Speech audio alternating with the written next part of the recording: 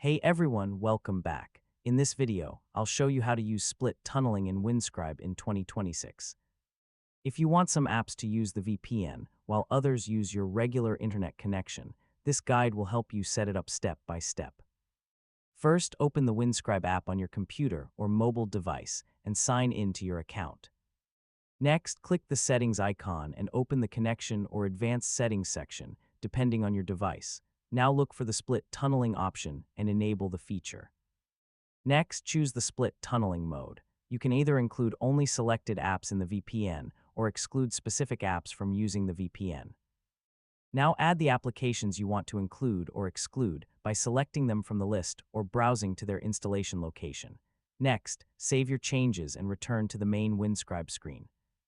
Now connect to your preferred VPN server and wait until the connection is active.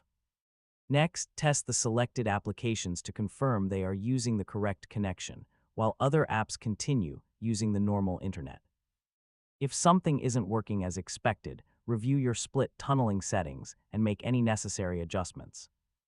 Finally, keep Windscribe updated to ensure you have the latest split tunneling improvements and compatibility updates. And that's it. You've successfully learned how to use split tunneling in Windscribe. You can now control which apps use the VPN and which ones use your regular internet connection. And don't forget to like, share, and subscribe for more helpful tutorials.